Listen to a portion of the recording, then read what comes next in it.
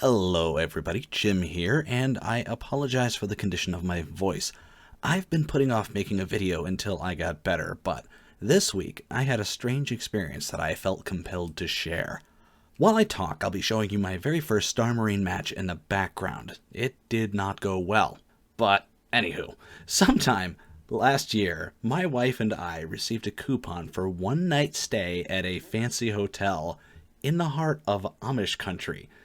Normally, one night at a hotel wouldn't be enough to convince us to spend the time packing, but we have two small children that absolutely love swimming in public pools, so we decided to go, despite the fact that I was fairly seriously ill.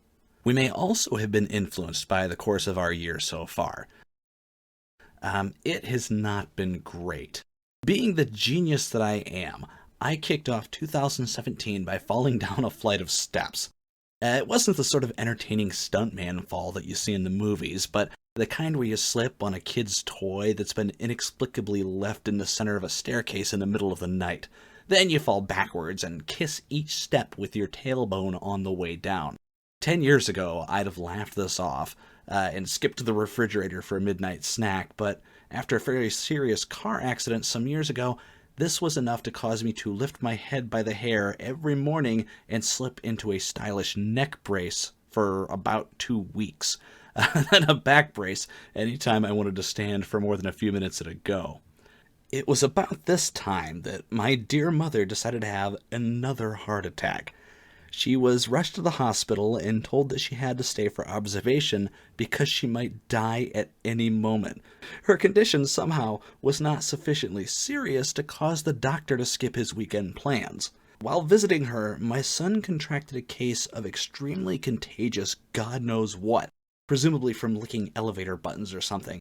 And being 3, he was completely unaware of germ theory, so he proceeded to hug and lick his entire family until we all caught it one by one.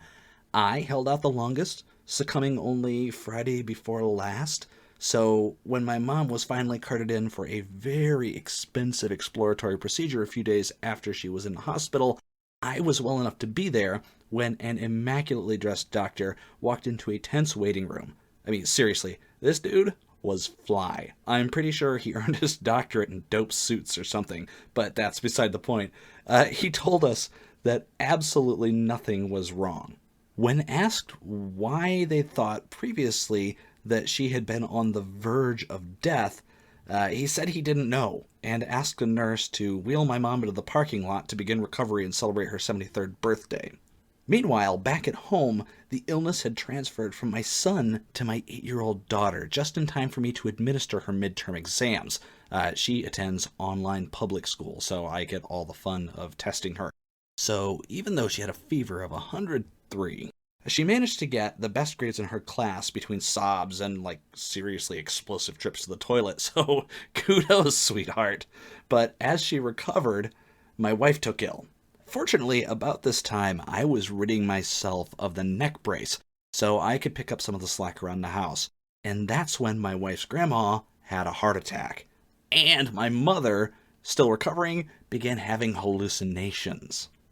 Fortunately, Granny is still kicking. Her surgeries went well. She got a couple of stints. She's at home recovering.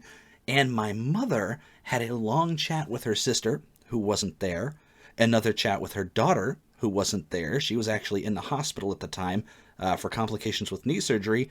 And then she saw a little old lady in a rocking chair that lived in the corner of her bedroom. The little old lady probably wasn't there either, but we don't know who she was, so we can't really confirm her whereabouts at the time of the conversation. And besides, all she wanted was for my mom to shut up and let her rock in peace, so I'll give her the benefit of the doubt in the reality department. It turns out that some older heart attack patients develop lifelike hallucinations after a cardiac episode. Granted, the doctors say that the recent event was not a heart attack and may, in fact, have been heart palpitations brought on by another condition, or possibly my mom's recent tendency to vape constantly. She's given up smoking, but not electronic smoking. But still, hallucinations are hallucinations, and either way, my mom's probably going to have a lot of fun. Through all of this craziness, I became very ill, so I haven't even been to see my mom or my wife's granny since their heart attacks, or whatever it was that my mom had.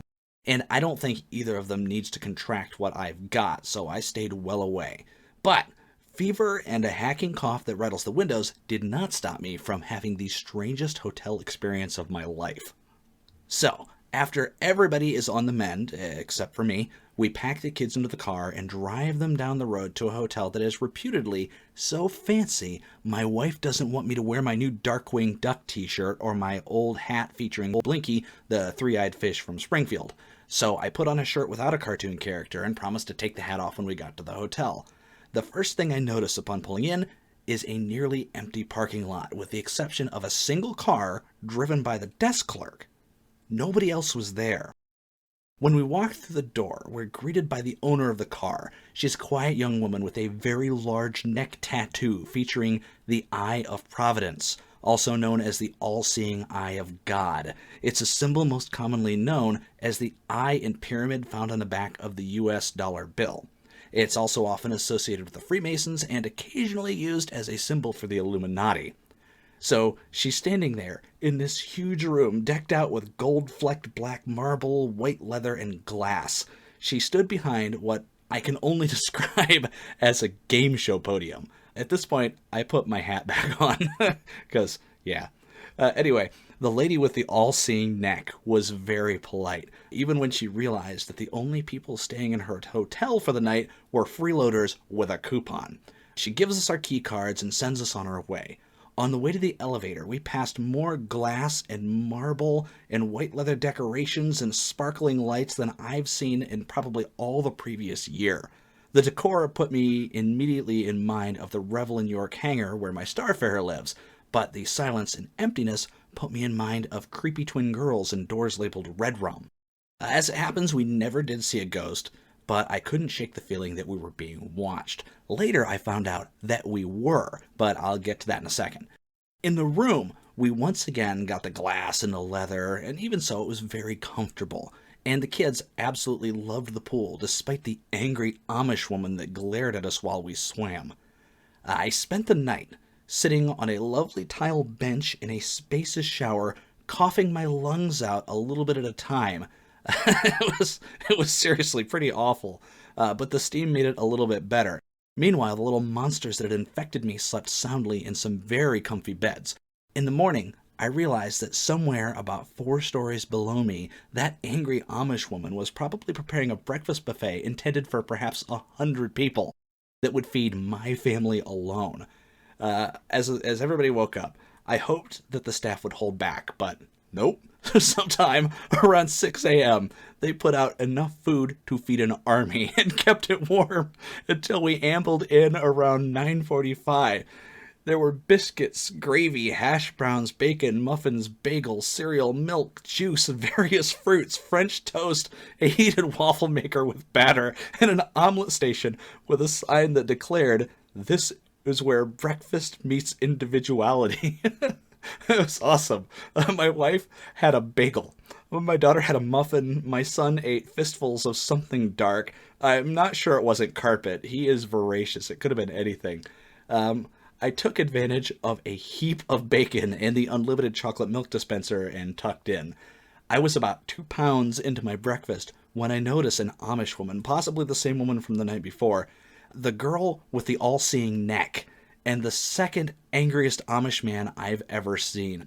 They're all standing about 20 feet away from us, talking quietly and staring at my family while we eat. They watched us in that giant empty dining room for most of the time that we were there.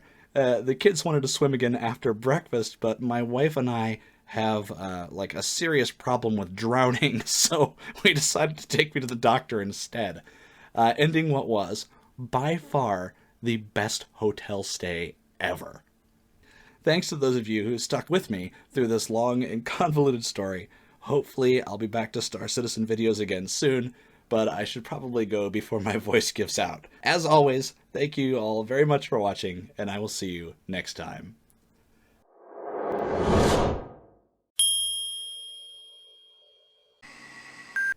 When we asked why we were...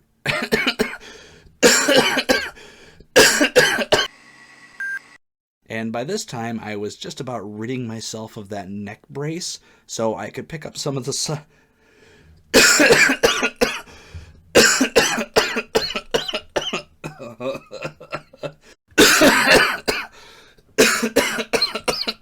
I give up.